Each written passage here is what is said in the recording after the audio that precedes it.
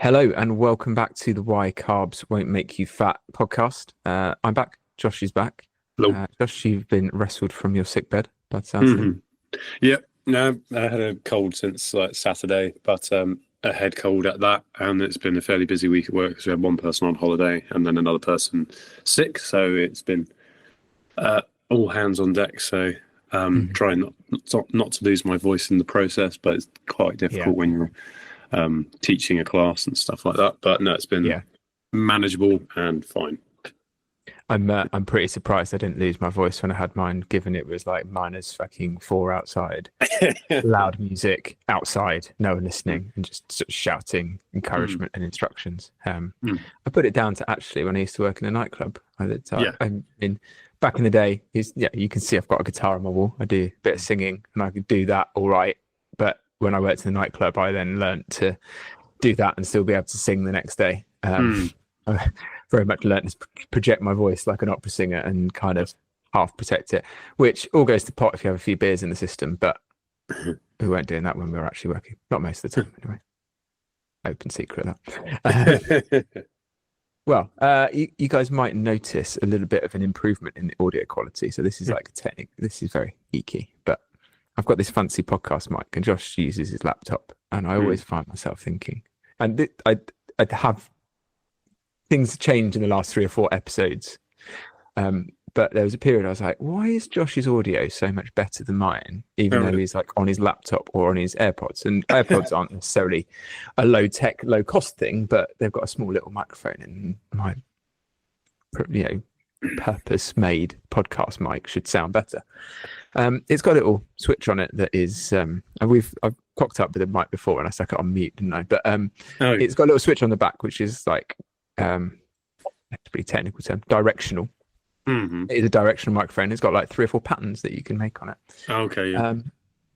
And they all look like different shapes, and you can set it up to have like a 2-way. So if Josh was actually, I can see Josh on my laptop screen, so he's right in front of me as I see him, but he's not actually here. But if he was, you could have this sort of like 2 lobes, and we both pick up both sides of you. I've got it set to 1 lobe, and I was pointing that away from me. So no wonder it sounds like an echoey room, because I may as well have been in the corner shouting at the microphone. So hopefully it sounds a bit better. And I do mumble sometimes, but I was like, I'm not mumbling that much and I can't hear myself, which is, I do listen back to it in the car just purely for self-improvement purposes rather than the fact I like the sound of my own voice, believe it or not. But yeah, there we go. So hopefully, guys, it sounds great in my headphones today. So hopefully it sounds good when I put it together and comes out. If not, it's going to go through your car stereo anyway, so it probably still sound like shit. But anyway, technical issues resolved, hopefully. You're hearing us loud and clear. Anyway, guys, it seems to happen a lot recently. I've changed also the recording platform, which isn't helping me very much. It keeps freezing on me. So Josh cut out just then. I will try and hack that together in the edit, or maybe you'll just have a big blank bit because I forgot, which I probably did in one of them. As I was saying, hopefully the microphone sounds much better at this end now. I've sorted out my slight tech issue with it. And but that probably doesn't matter because it's going to come through your car stereo and sound tinny and crap anyway. But unless you've got every little helps. I don't know what car you're driving, guys. Maybe I'm undersold your stereo hardware. Anyway, let's move on to it. So one thing that's grinding my gears is Google Meet, and as a matter of fact, it keeps hanging on me, but it is free, so you pay for what you get. Is the lesson there? What's grinding your gears this week, Josh? The optimization trend at the moment. So everything has to be optimal, and if it's not optimal, it's not worth doing. And if relating to like someone going on a fitness or nutrition journey, waiting for things to be perfect, and work might be chaotic, family life might be chaotic, or any number of things might be chaotic, and this isn't the right time. I need things to quieten down, and I need to postpone it until things are right, and it's never going to be absolutely perfect. Just get on with it, and you'll figure it out along the way. And if you can get someone to help you and guide you, like Tim or myself, then it will make the whole process hopefully a little bit easier to get your head around. And it's not 100%. Yeah, because life is dynamic, let's say, and this sort of stuff comes up all of the time. So if you're waiting for the best time to start, A, it might not ever come around and then you've got nowhere. Or B, you'll get started, it does come around, you get started and the thing comes up again and you, inverted commas, fall off the wagon. But actually it's much better to learn how to navigate through these, even if it's like in a suboptimal manner, because that's where you then become wildly consistent, because you don't stop. We talked about it before, this sort of dimmer switch analogy, where when life gets hard, you turn everything down, but you don't turn it off. You're always chipping away at something. So that would be my take on it. The other bit you see so much on over optimization of like stuff is like literally, I mean, doesn't seem to be as much of a thing anymore, but like the Zoe project and don't eat blueberries instead of bananas, absolutely bullshit. What's the best time in the morning to eat banana? Probably when you're not speaking to someone, so it's not rude. I don't like literally just don't make eye contact. It's not. We're majoring in the minors to such a degree. Like, eat your fruit and veg, eat something that's calorie appropriate, however you control those. I think we'll talk about that in a bit.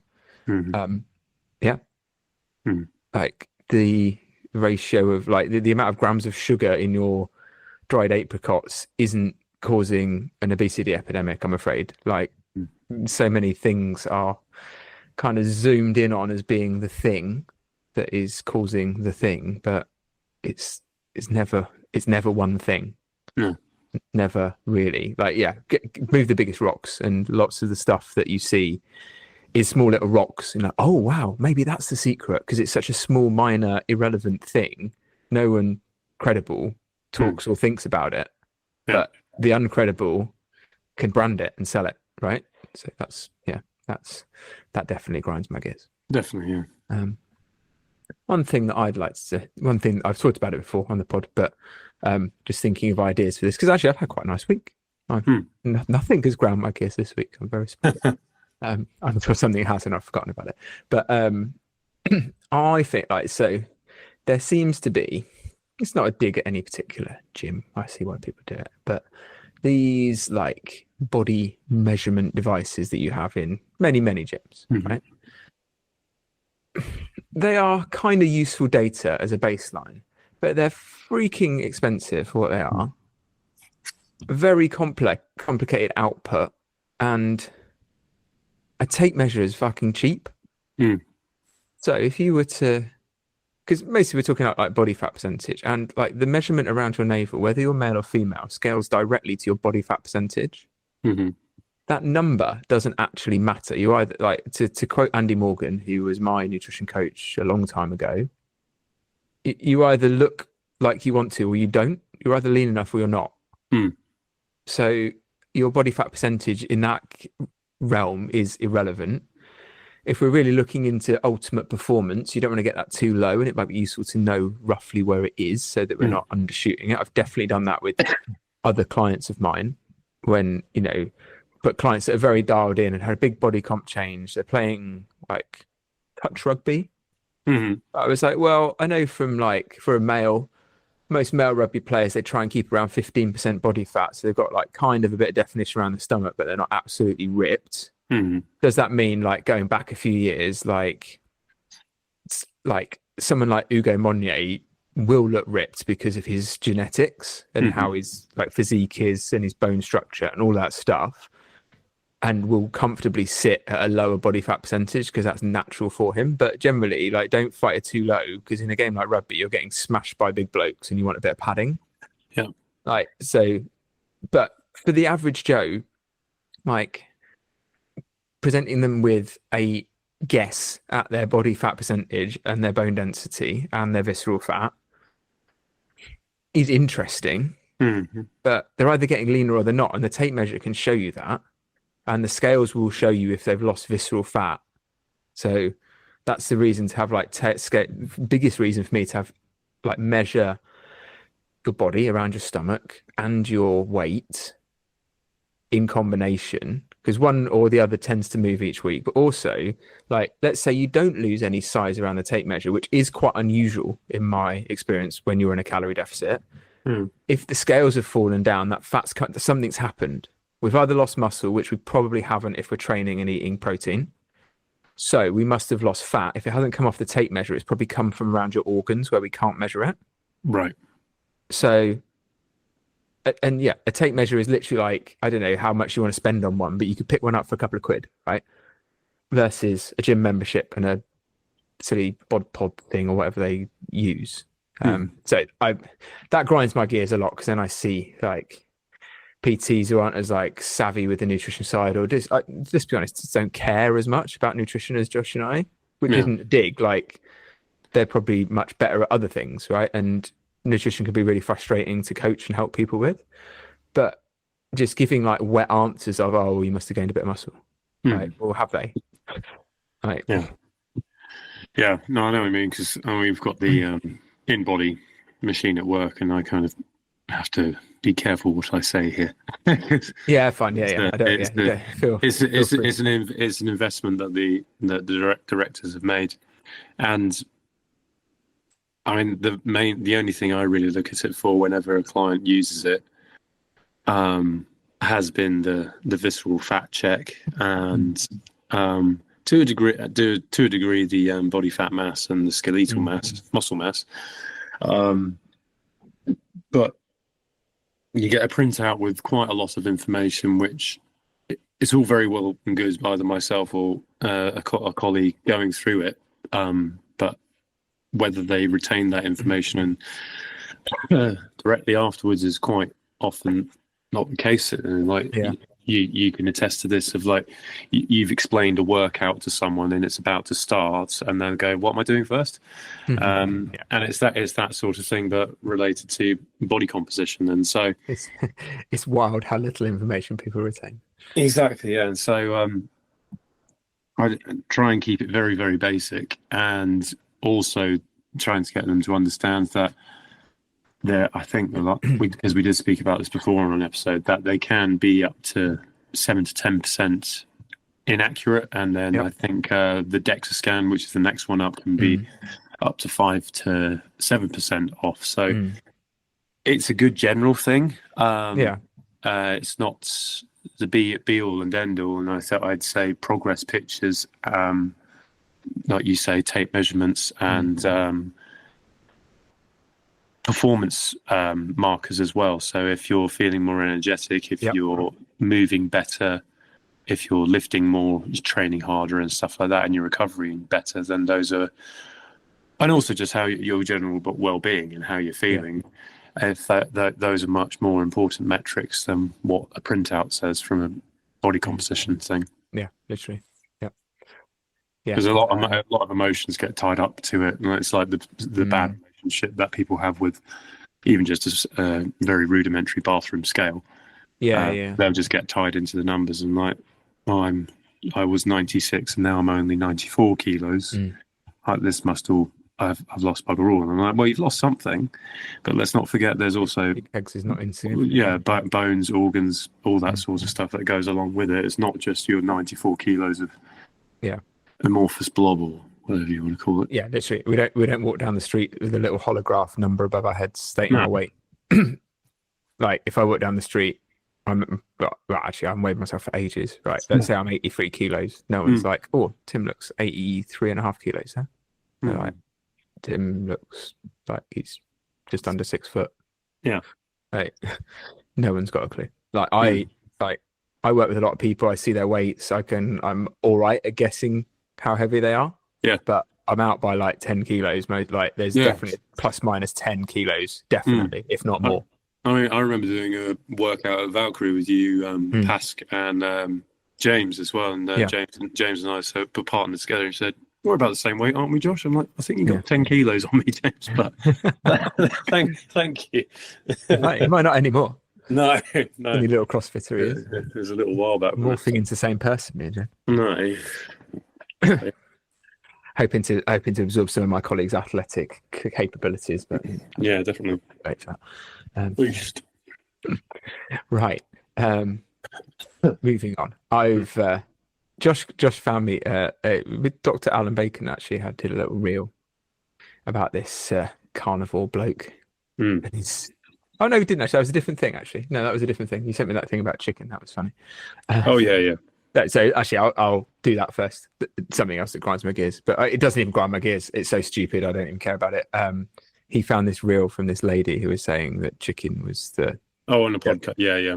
Chicken is dangerous. Yeah. Chicken is dangerous. It's the devil. Yeah. That was it. That's all she said. Yeah. She was like, don't eat chicken. He was like, then Alan Bacon's like, well, but why? Are you not going to give us any kind of bullshit to back that up? Just no? Right, guys, it cut out again. I feel like we should be one of those podcasts with the stupid adverts in it, but we're not going that way. But it might paper over the cracks somewhat. Or I'll just be open and honest about it. So this lady, Alan Bacon found a reel of this lady who was saying chicken is the devil. And he was like, you haven't given any context as to why, so I can't even have a poppy.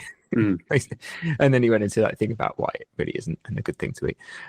But yeah, literally just like spam on the internet, don't eat this, bye. It's like, sure, okay, I'm going to listen to you. He did actually find out who she was, didn't he? And like, she was like the daughter of some hag that just made shit up in the past. So that's right. Obviously runs in the family genetics. Anyway, the thing I was going to talk about, maybe that's why it cut out. It was like, Tim, you're going off on a tangent. Going on the tinfoil hat route. Tinfoil hat route, yeah. It was like, no, Google doesn't like you. We might move back to you, Zoom. Zoom, you might be coming back for the recording. I think it's a bit more reliable for whatever reason. Watch me get something in the post from Google now. I'm sure they're always listening. Anyway, right. So I've called this section or this topic, if you need to hack your diet, it's time to stop. So Josh sent me an Instagram reel of, what's the bloke's name? He's like, it's Carnivore Chef or Carnivore. Coach Cam Carnivore, I believe. Cam Carnivore. And he's a man from the north of England. Yes. And he's got a carnivore cookbook. Yeah. So he's making carnivore donuts. Which led me to think, actually, ice cream donuts, ice cream sandwiches. Carnivore ice cream sandwiches. Which led me to think, firstly, when he runs through his ingredients, because he tells us how to make it and all the measurements, which is quite useful for what I'm going to do, which is a bit sad, but I've done it. Which led me to think, my interpretation of like carnivore was that they just pretty much ate meat, right? Yeah. Which isn't what he's. But anyway, you'll see what I mean when we talk about the ingredients. But like this happens with a lot of diets that have like eliminate stuff. And again, I think it was Andy Morgan who I read talking about this. He's not a big like podcast guy or anything, or big on social media, but more so than he used to be. But I think I read him being like things like paleos. This was a little while ago when paleo was the trendy thing where you just kind of eat very like what they assume cavemen used to eat, but actually is possibly factually incorrect, because think the way that humans develop, the brain power they have is by eating grains. I think I heard Alan Bacon say that, so I think that's probably right. But anyway, right.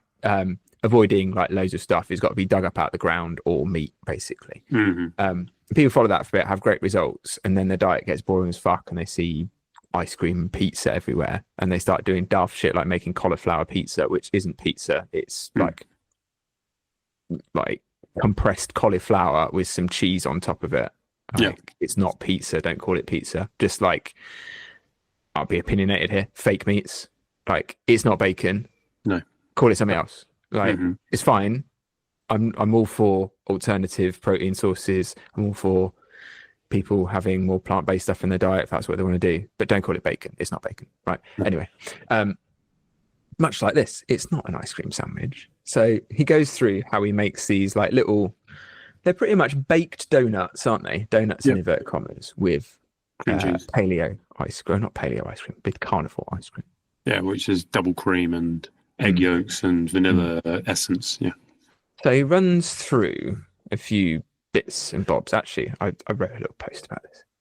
So this is a preview for something I'll post on my Instagram next week at some point. Yes, the carnivore ice cream sandwich, because nothing screams peak health like a whole tub of double cream. 3.5 times the calories of an Oreo ice cream sandwich and 10 times the faff. But don't worry, it's Insta trendy. If your diet has a name, congratulations, you're in a cult. That's kind of how I'm summing this up. But I'm going to, because we've got a podcast in this context, I'm going to show my work. So he reads out the ingredients. So I'll start with his paleo ice cream recipe in his bio. If you can't want to go and check him out, don't check him out. He's a knob. I don't like him already. He might be a nice lad, but he's spouting shit, so he can be called enough. 300 ml of double cream, 2 egg yolks, 1 tablespoon of vanilla extract, some salt, 2 egg whites, 1 tablespoon of raw honey, which is the same calories as non-raw honey, by the way, guys, but it has to be raw for whatever reason. So he whizzes all that together in a blender and freezes it, so he kind of makes pretty much ice cream. That's how you make ice cream, I guess, with cream, funnily enough. So it's basically ice cream, right? I don't know. Yeah, well, you're the chef, Josh. That's fairly standard ice cream. Pretty much without any thickeners or anything like that. Yeah. So now this is a bit of estimation, but this is a bit of estimation, but all of that together. Now, this is not one portion. I'll give him that. It's 1,900 calories.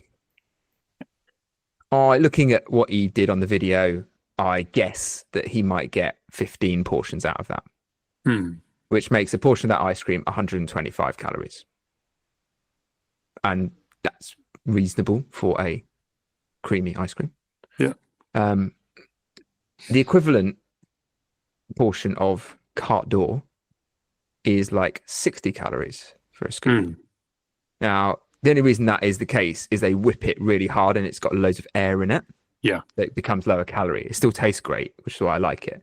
Right. So point number 1, more calorific. Well, as or more calorific than the equivalent amount of ice cream as a best guess. 1 gram of protein per serving.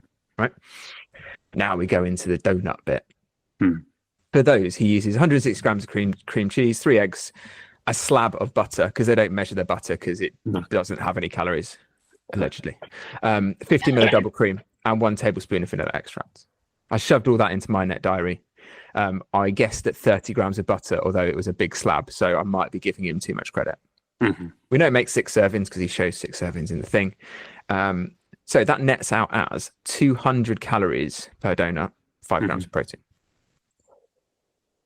He puts 3 on the plate, right? 2, 4, 600, 750 calories, right? 1 Oreo ice cream sandwich, which is made for you, is a little bit smaller because they're like mini ones, right? But is 0 faff and really probably tastes a ton better. Is 100 calories and 2 grams of protein. Leave that with you guys. Just fuckery. So all these things to make up to stay on the diet, but end up like I want to make something I'm missing that then I want to try and make tasty. If you're not thinking about it in any way, you're going to put yourself in a calorie surplus.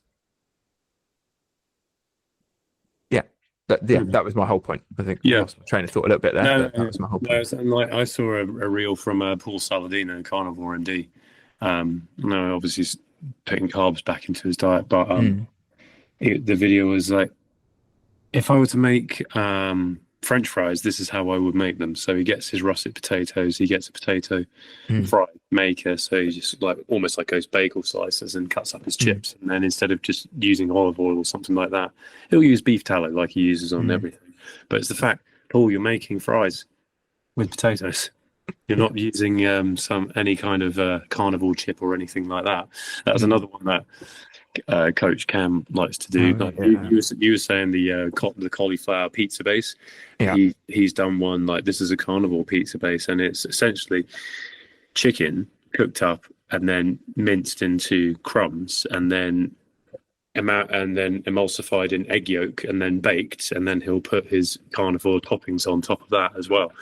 And it's just the lengths that you go to have something that is like another thing, just to appease something in your audience or in your own psyche, which I find maddening. So here's a great quote I got from one of my clients this week. It was amazing. Now Josh is going to actually talk about how, like, I talk a lot about calories, and it like calories underpin nutrition. You don't necessarily have to track them if you find it a pain in the ass. Like this lady is the mum of one of my other nutrition clients, and my client was like, "Please, can you see my mum? She's had knee replacement, carrying a bit of extra weight. I desperately love her to get it off, and I know that I trust you and stuff, and I'd like you to have a chat with her." I was like, "Yeah, we'll see how we go." Just because her age, not like 60s to mid 60s, absolutely lovely. I love working with her. She's an absolute legend. She's funny. Brought her in for I don't often do like in-person sessions, but I brought her in for an in-person session because it's generally around the corner and she's retired, so she gets herself in random times that I could see her. And kind of encouraged her to try calorie tracking for a month. And she found it hard. She found it a pain in the ass. So I got her in this week and I was like, in my head was like, right, now she's done brilliantly, like in terms of she's not weighing herself because of like the damage that Slimming World did to her, basically. Right. With that relationship. And I was like, well, we don't need to. Like, we'll see what happens on the measurements. Like, we'll use that to drive things. And it's much more reliable. And she's lost shitloads of size already. So she's clearly in the calorie deficit. She's really happy that she's lost that weight. People are noticing. She's noticing. I say weight, body fat, but like she probably has lost body weight. She was like on the lowest tier of pre-diabetic when she had her last blood test, but she's almost convinced that that's going to change next time in 3 months' time when she goes in because things have changed so much, like food choices wise. Yeah, all going great. So I was like, right, my angle with it when we kind of got into it in the discussion, I was going to go in with like, well, now we've learned stuff for a month. Let's figure out a way of not using calorie tracking anymore. And she's like, oh no, I don't want to stop calorie tracking. She's like, I fucking hate it, but I know I need to do it. Right. She's like, I hate doing it because I have to think very much about my food, but I also love doing it because I can eat all these other things. Like, and that's a very powerful thing for her to have said and people to hear, I think. Yeah. Very like straightforward, but she's like, no, this is what needs to happen. I don't like it, but I know the result is what I need, what I want to happen, and I'm willing to have that compromise with it. Yeah. And yeah, like we talk about stuff about like when we're building stuff to not use it when she's got friends around or she's traveling and stuff. But she just, she likes the parameters. It stops her, like it makes her stop and think. And then like she's got a big old family, very sociable. And she's like, when I'm cooking dinner for everyone and all the crisps are out everywhere, she's like, I found that actually I can get like a couple of like flavored rice cakes. She's like, they're not as nice as the whole bag of crisps, but I don't want to eat the whole bag of crisps because I don't want to keep gaining weight. Sure. And so then she's like, I know that 80 points, she calls them points. Right. Yeah. I'm swimming well, but I like it. So she's like, oh yeah, I've got so many points in the day. I realize actually, being retired, I have a later breakfast, don't really have that much for lunch, then I can have a big dinner. I can save my points for the evening. I like that. It's quite sweet. But like it's a good like picture of that. So like I thought that was really powerful, but there are a bunch of ways, and you were saying at the start, like, and I think you and I probably both did similar things at the start of our like journey with nutrition. So like tell me about like where you got started really. Yeah, because I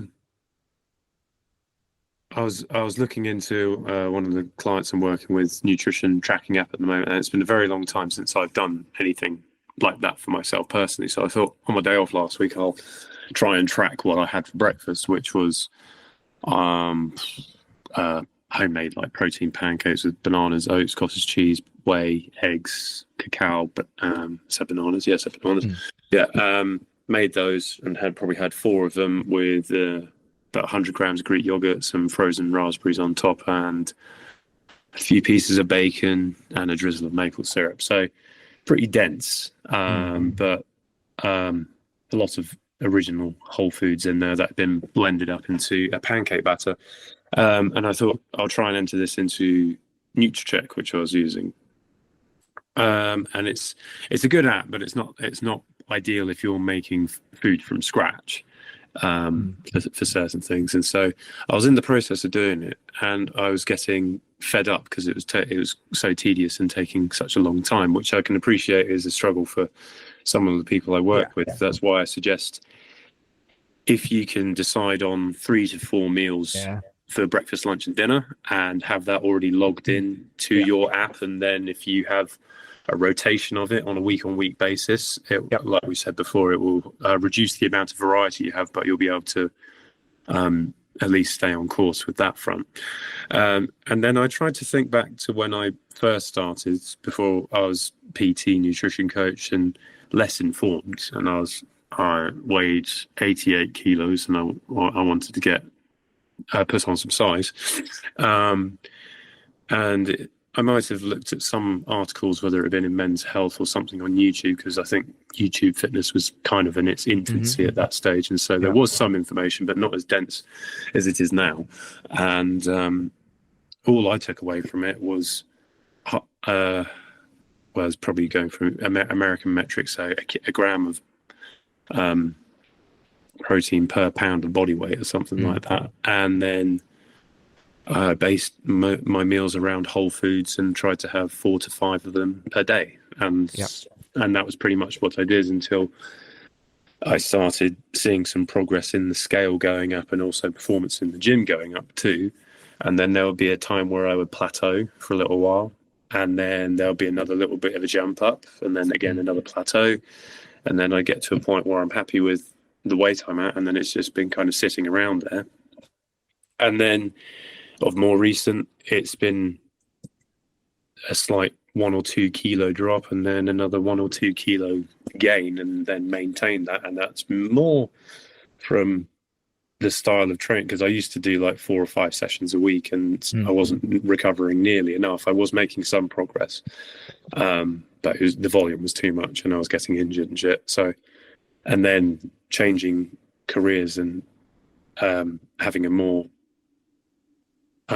full work schedule just meant, all right, my sessions will be slightly shorter, and there'll be more full body focus with maybe an upper or a lower emphasis depending on the day, and I might do it 3 to 4 times a week rather than 4 to 5 times a week, and that's led to other body composition changes as well. And it's kind of that simplistic approach that do want to get a lot of the people I work with to that point. And if the ones that like tracking want to continue tracking, because they might say the same thing your client says, if it's a pain in the ass, but I know I need to do it. Like there's this one bloke who came to us from Ultimate Performance, and they're very much on the money when it comes to doing calories and macros and that, and he's very data orientated too, and gave him his calories, his macros, and then he went off with it. And I asked him like a week or 2 later, how have you been getting on? So it's great. Like I hit my protein for the day, and I still had some carbs and fat left, so I had a pizza and a beer. And it's that flexible approach of him still being in a deficit, but still having something that is quote unquote a bad food, or something that is considered to be bad, and something that he enjoys. And it's just having that education there, knowing how you can manipulate your calories, so you can still enjoy the things you want. And that's like the whole point of the food flexibility, and like if it fits your macros sort of approach. And I said, like, actually I was having this conversation with one of my clients. They were sort of like reverse dieting him up. No, he's sort of like slowing down his rate of fat loss, because he's pretty much where he wants to be, building some performance, and he eat a lot, and he will need a lot of fuel because it's very, very physical job. He's got some big ass goals this year physically. So we're dialing it up. He's already at 3,000 calories. He's probably still in a slight deficit. Right. First world problems and all that, guys. I get that. But like he's a big lad as well, so tall lad. But he was like asking. He was like, he's like, is it okay to get some crap in the diet to like get the numbers up? And like when he showed me, I was like, I don't consider any of that as crap. But I was like, fundamentally, if you're covering your bases with your fruit and veg intake, let's get like 5 to 7 portions plus of fruit and veg in daily. Let's make sure we're hitting our protein, because that's going to force a lot of food quality anyway. If those are covered off, you know what the fuck you like. Right, you've ticked the base, you've got loads of veg in, that's the important bit of food quality. You've got high protein, that's important. He's already nails that week in, week out. And he's like, yeah, it's like creeping up and up. And I'm like he probably needs 200 grams of protein a day, and he's like up to like 230, 240, 250. I was like, yeah, get some more carbs in. Like in favor of instead of the protein, just to save yourself some cash. Like, you don't need it. The body's going to still use it, right? But ultimately, now it's like a performance goal. Get those carbs in, and don't be worried about it being like a bit beige now and then if you are ticking the other bases of fruit and veg intake. And like, if most people were eating 5 to 7 portions of fruit and veg, their diet would be half decent. Right? A lot of stuff would be crowded out because of that. They'd feel a lot better. They'd be more calorie appropriate just because of that. I think like right at the start of the podcast, I talked about that. Like, my biggest change in my diet to get started, and I lost shitloads of weight from it, was to eat 5 portions of fruit and veg religiously every day. It's still kind of a habit that's pretty much stuck with me. And to walk a lot more. That really did like do a shitload. I'm thinking again, like, to the other guys at the gym that come, one of them's my nutrition client. He hasn't got a lot to lose fat wise. He's more like recomping really. And I'm kind of talking him through that because it's a hard shift for him. He wants to see the scales move. And I'm like, we don't really, just look at how much size you're losing from the stomach. I think you've gained muscle in parallel with that, which is masking some of the scales dropping. Like, but you've lost size and you look leaner, you feel leaner, and he does now himself as well. And he's like, oh, this other guy's lost like 10 kg. And I was like, I can see you keep I can see that like going on when you talk to him about it. I can see that going on in your head. But I was like, for a start, he had way more body fat than you when you started. And his general lifestyle, it wasn't bad, but like, he was drinking quite a bit, not really worried about what he's like freakily fit as well. He's like really inconsistent with his training because of like his job and stuff. But he's just freakily fit. Like, turns up, like, gets a bit of a back pump because he hasn't trained for a while, but will smash out the ski erg at some ridiculous pace and just hasn't like, just grind stuff out. Like, like, yeah, great. But I was like, the other guy is just like, his lifestyle is nothing like yours. Like, he had a load of easy wins of stopped drinking since Christmas, which has shifted like loads of extra calories out of his diet. Is running most days, which you don't do because you don't have the time to do and you don't need to do for like your goals. It's like, it's not you're not comparing apples with apples. Like, when he gets to the size you are now, because he's still a bit fatter than you, he'll start making a slow rate of progress like you are doing, because he's like, all of the big rocks have been moved. And now we're moving the smaller ones. And move the big rocks first, guys. So how active are we? What's our step count? Are we eating shitloads of fruits and vegetables? Do we know how to prepare our own food? If not, let's go and learn that. Those things for most people, when they've got a really shitty diet and they're like overweight because of it, are going to move big rocks without calorie tracking.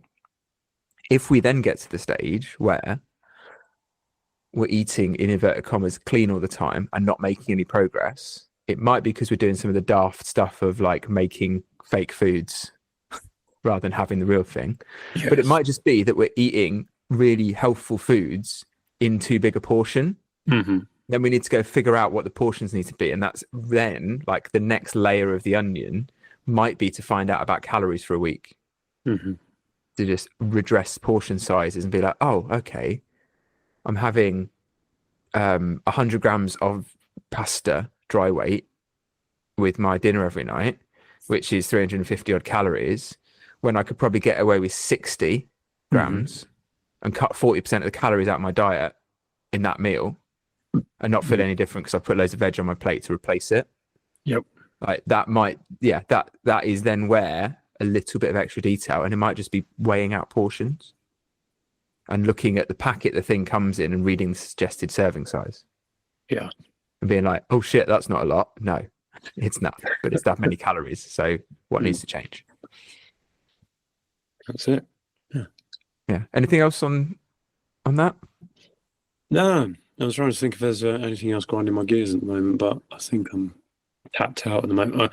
I need more time. So there's a guy called Dr. Ben Bickman. Spend more time on the internet. Because I started listening to, he did an appearance on Bartlett's podcast. Came out a couple of weeks ago, and he's been doing the rounds on other nutrition and wellness people, or people at least with an interest in it, mainly because he's got a book to promote as well. It's the whole keto insulin resistance spiel that gets brought up all the time, and I need to listen to the whole thing to give a more accurate rebuttal to. Yeah. Okay. Fine. But he'll probably be on the topic for the next podcast. But Nice. Dr. Ben Bickman, if you want to listen to him in your free time. Yeah. Okay. I'll check it out. I was on YouTube the other day and got fed a. Would you like to listen to this in the kind of watch this in the sidebar? And it was Diary of the CEO. And it was like, no, to be fair, the guy he had on might have been credible. I've not watched the episode. I've just made a big assumption. But what was the like the little splash caption they put on it to like hook you in was I'm not quite sure what he's like I want to say body language expert or something. Body language expert. One word. Like the one word to look for to know someone's lying. Yeah. I took a screenshot, put it on my stories, and I then but thank you for having me on your podcast, Stephen. Oh no, sorry, that's only one. That's more than one word. My bad. Which I thought was funny. I got some good comments on that. Yeah, I saw that. Not a fan, Tim. No, not really. I think he's full of bullshit. And then the person was like, "Yeah, I agree. It used to be all right, but no, he's just got shysters on there." I was like, just in the pursuit of money. Because it's I did listen. It was completely unrelated. It was still Diary of a CEO, but he had Gary Economics on there and an Aussie bloke who's an entrepreneur, and they're basically talking about the financial crisis at the moment. This is completely unrelated to nutrition. But it was about a 2.5 hour debate. It was actually quite interesting. But they over dramatize it in a way, but obviously it's a very important subject at the moment, like finances and economics, and particularly in the Western worlds and all around the world. So on that front, I thought it was quite interesting because you got Gary Stevenson, who's a former trader who basically bet on the economy crashing numerous times, and every time he's bet on it, he's been proven to be right. And now he's on the crusade basically to change the way the financial system works, so that people who are like working class or middle class actually have some way of creating some wealth of their own and having assets rather than it being taxed to high heaven.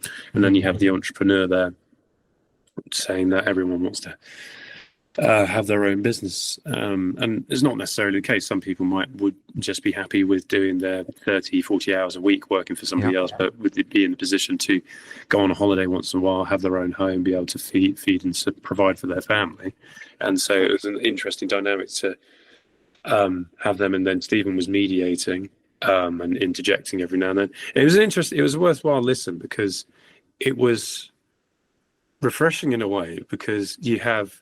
It was actually a debate. It was actually a debate, and it was, and afterwards that Gary and I think the other guy was called Andrew, they'll finish that, and there's no bad blood between them. They were having a rational discussion about different views and opinions, or how in which to do things.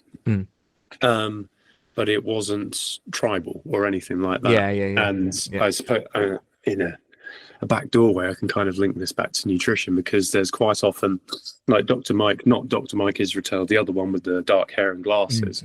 He's got a huge YouTube channel, and he'll invite on people who are quite inflammatory in the space, like Dr. Stephen Gundry immediately springs to mind, who's the one that said grapes are sugar bombs, you may as well feed your kid a Hershey's chocolate bar. He's like the Lexington guy.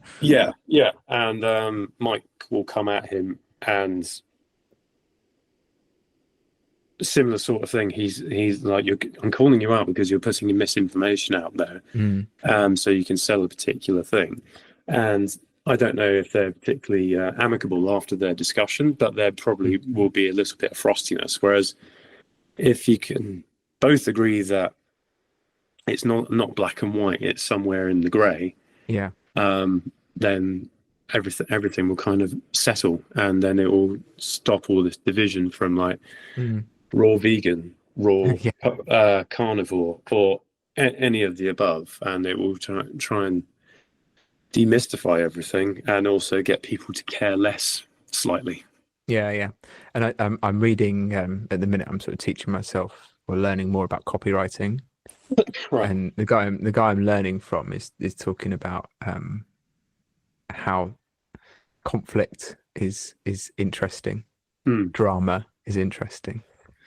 So what's he saying? The little thing that I'm reading from him. He's like, yeah, tension, build stakes up, dial in the drama, like moments of realization. It's all stuff actually, but he's like doing it is like, think of things in your life. So this is like the good way of doing it, I guess. He's like think of scenarios in your life. So he's like gives 3 examples. He's like the carnage of the first night in Malia on my first boys holiday away, getting roasted in a job interview I was certain I was going to get but didn't. Then he was like going all in on my first PT business and failing miserably. And he's like, the Malia story is about my first taste of freedom.